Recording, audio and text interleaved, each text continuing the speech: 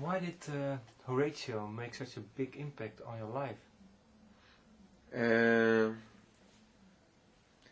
I don't know. I mean, the song is pretty much about people in general. It's not. I never really met like the specific character Horatio. Okay. It's more loosely based on people that you meet when you're out traveling or out touring. Then you meet people for a very brief period of time. It's like every day you come to a new place and you've never been there before, and then you meet people and all that you have time for is pretty much to cover the basics, like what's their name, where are they coming from, where are they staying there, where are they going next, etc. So it's pretty much And about what that. what do you think about it then? Is it strange to meet people for such a short period of time Yeah, and go off again? Yeah, it is in some ways, and I think I was in, like, the first tour I ever did was in Germany, and there I met this American guy who then invited me to come along to the States to do a tour for a month, and that was like a new city every day, and I didn't even know the people that I was in the car with. I mean, at the end of the tour I knew them pretty well, but at the beginning I didn't know anyone, I didn't have anyone to speak Swedish with, so every day, every face, every person was a new person and a new face, and that was, I don't know, taken to its extreme, I guess, but I like it very much. Yeah? Yeah, it's very interesting. I mean, some days you don't really, if you're in a bad mood or whatever, you don't really care to ask too many questions, but usually I try to sit down with people. And, you know. Okay.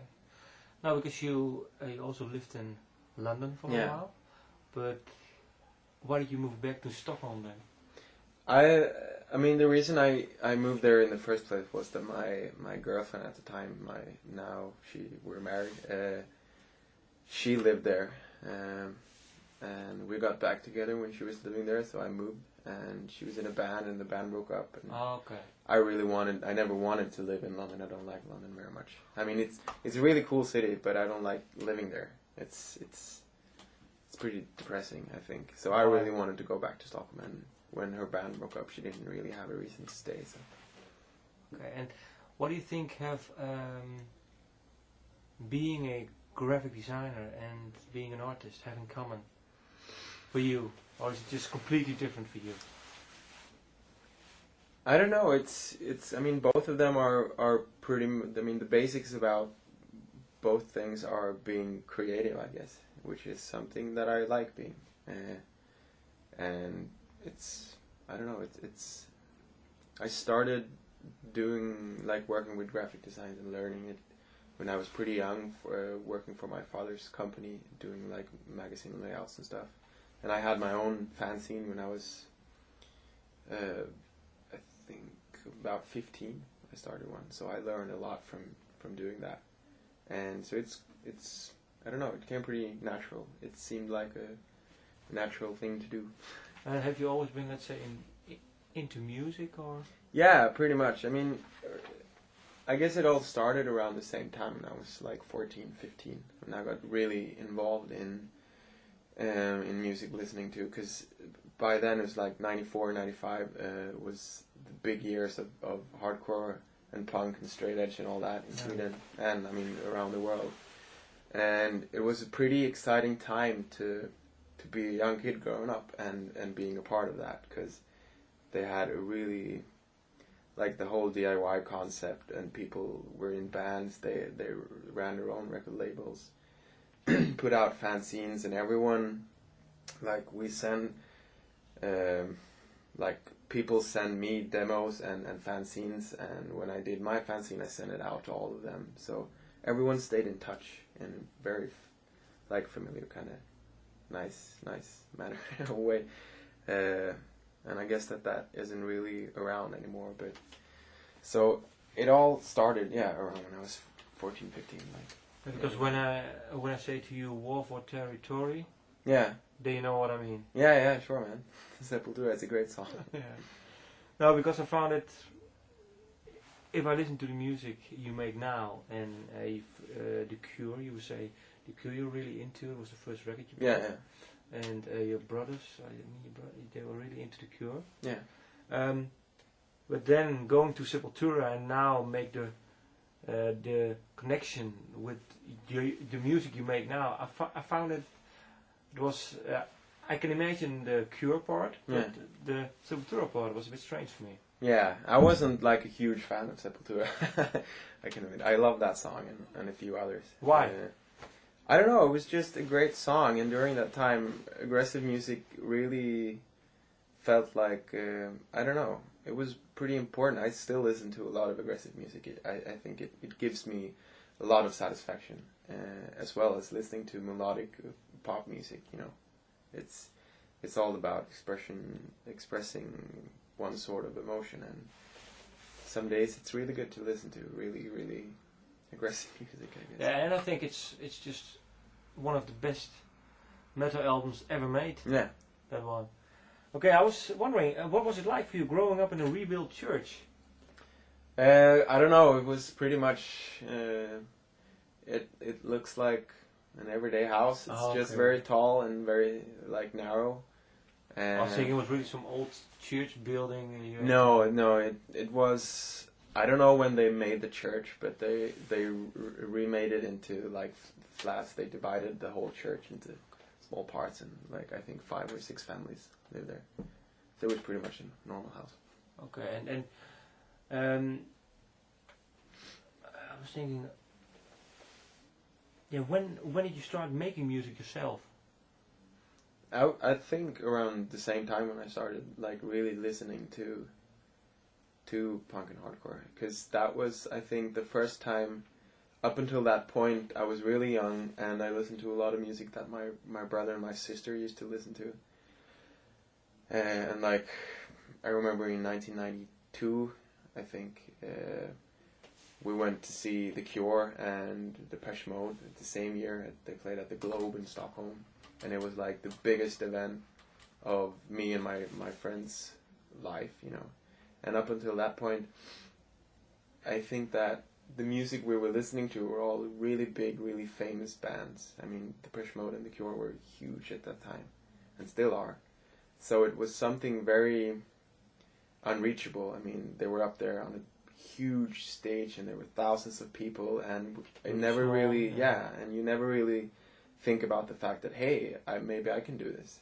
But then when we got to see our like first hardcore shows, and it was like 200 people in a really small stage, and everyone could run up onto the stage and stage dive, and everyone was really connected. And so that was, I guess, the first time that we really, I mean, me and a lot of my friends just got it in our minds to like, oh, hey, we can do this. We can set out and make music by ourselves.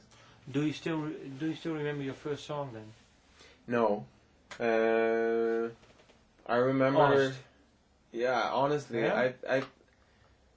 I remember the people that I formed my first band with. I remember what we were called, and I remember that we were playing a lot of covers of like Bad Religion and bands like that. And then one day I think I bought the Earth Crisis Earth Crisis CD, and I wrote my first like really. At the time, it seemed like a heavy song, but today it doesn't really seem that heavy. But I remember coming down in the rehearsal space and saying, hey, listen to this. This is metal hardcore. I wrote a song. It sounds like this. Now we have to play metal hardcore. And everyone was like, okay, sure. Yeah, okay. And how then, when did you, let's say, really make the switch? Or when did you develop? Did it occur slowly that you developed to the music you make now? Or? I mean, there was definitely a breaking point, which was I played in a lot of bands with a lot of people, and we, you know, formed a new band every week, yada yada, and everything pretty much sounded the same. And then, like 3 guys that I sort of knew, they had a band, and they were a few years older than me, and they invited me to play bass with them. But before I started, like the first rehearsal, like I attended, they told me that the lead vocalist had left the band and asked me if I wanted to sing as well. Were you already aware? Were you already singing, or? Yeah, sort of. At home, or also. Yeah, in bands. Oh, bands also. Yeah. Not like. I was more into screaming and stuff. Yeah. But that was definitely the breaking point, because they were a few years older and they were a lot more skilled musicians. And the first thing we did was to play a cover of a Cure song. So that was like the first time I played in a band with people that really knew how to play, and everything sounded good. And we were around for about 4 or 5 years or something. Because when that band broke up, that's when I formed Tagaloo and Iraqi. What was the name of the band? Music by M. Yeah. Yeah. Can I share with you another few more lines of the lyrics? Sure. And see if we come up with some personal stuff or not. Or, let me see. Sellout. You can apologize for making me feel like a sellout. Did you feel like a sellout? No, not really. But especially from coming from like the whole DIY punk hardcore scene, that was a big issue, and they were always talking about, oh, this band is a sellout. They signed a major label, yada yada, which I never really understood, because I think if a band is true to what they're true to what they do the music that they want, and all of a sudden a big label comes along, snaps them up, and at best they get to put out a record, and hopefully it works out, but I mean, a lot of the times it doesn't really work out, so. But no, I've never really felt like a sellout myself, but I can imagine that, I don't know, maybe people think that, I don't know, I don't know, it's... No, I was thinking maybe you had some kind of argument and people will not really. You. Not that I can remember, anyway. Okay. I'm sure it will happen sometime soon. No, but it's strange, because when I read into your life story, let's say not your whole life, but let's say a few items, the hardcore thing really stood out. Let's say the heavy part, heavy music part. But when you listen to your music, it's all melodic, sometimes a little bit dark, but not that much. So how come, did you always have that in you, or was it something that is just come within you when you grew older, or? I don't know. I guess it's something I've always had. It's really weird making music, I can tell you. It's really hard. I find it really hard to stick to one idea. You know, that's when I decided to make music by myself. I formed one persona was the Iraqi, and one was Tagaloo, and from the beginning Tagaloo was just like country, more singer-songwriter, traditional, just acoustic guitar and vocals, whereas Iraqi was more electronic and like with all the instruments. And from the beginning I really set out to concentrate on Iraqi, and having Tagaloo as just like fun side project. Why? Was it because you were more into the electronic part? Yeah. I liked the Iraqi stuff more, and it felt a lot more challenging to do, like play all the instruments and make all these big arrangements and stuff. But then the album came out, which is I pretty much recorded a demo that wasn't supposed to be a record, and then a German label asked me if they could put it out. And when they did that, they asked me to come tour, so I came touring like Tagaloo, because I didn't have a band at the time. But nowadays they've really grown together. And you mean, let's say the like electronic part comes more into the... Yeah, I mean, not very electronic, I guess, but if you listen to the Tagaloo album, I think it's pretty diverse. There's songs like Last Night They Had to Carry Me Home and Low Down, and they're really like more traditional,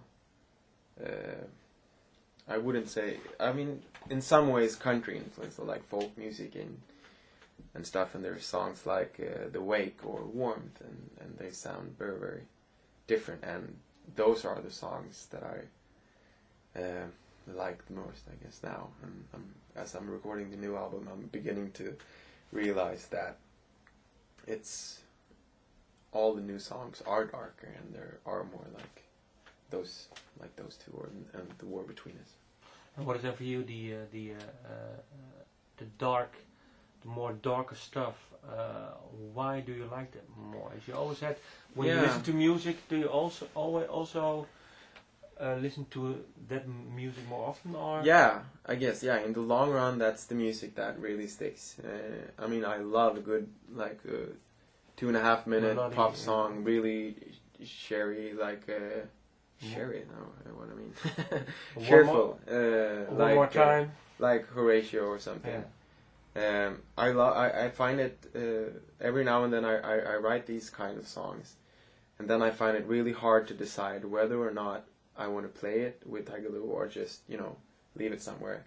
Because I find it's more interesting to do like songs like The Wake, where the lyrics are, I spend more time on the lyrics, more time on the arrangements. With like Horatio, it's like you sit down, you write the song, you write the lyrics, and then you can hear the bass and the drums and everything, and you can't change it because it feels so set from the beginning. It's like everything is so obvious. It's like, oh, this is an obvious pop song, which is a great thing, But in the same way, I personally find it more satisfying for me to play the songs that are a bit more complicated and not so cheerful. So it's more, I think maybe then for you, it's if you have to work harder for it, then it's maybe.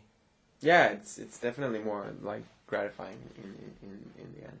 Okay, let me see The Wake. Yeah.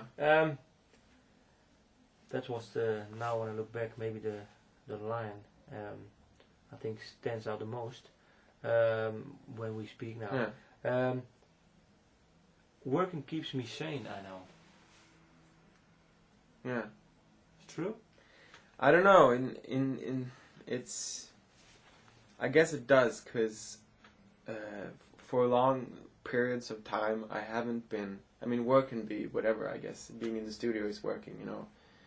Or being a graphic designer, or just, Yeah. Just I mean, having things to do keeps me sane. When there's long periods of time where I have nothing to do and nothing but time. I like when I used to live by myself in Stockholm. Could be a few days could pass and I wouldn't speak to anyone. I was just lying in my flat watching movies, trying to write songs, and thinking too much, analyzing, and eventually it got me pretty screwed up. And I'm very thankful to my wife that we got back together, because that was another turning point in my life. It was around the same time as my old band broke up, and then I got back with her, so I pretty much sorted out my life in a lot of ways. So having something to do, it can be pretty much an hour of every day or something, but just something that that you have to do keeps you in check. Especially when you are a musician. Yeah. And structure is not always there. No, definitely not. Okay. So you're now already writing recording a new album. When will it be released? I don't know. I had plans on releasing it before the summer, but now as I'm recording, I find it.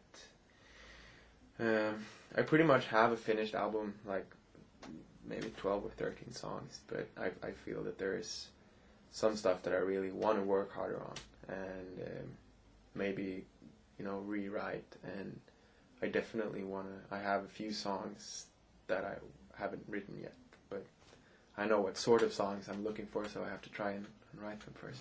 Okay. So and there will be more, let's say, little bit more darker, spookier.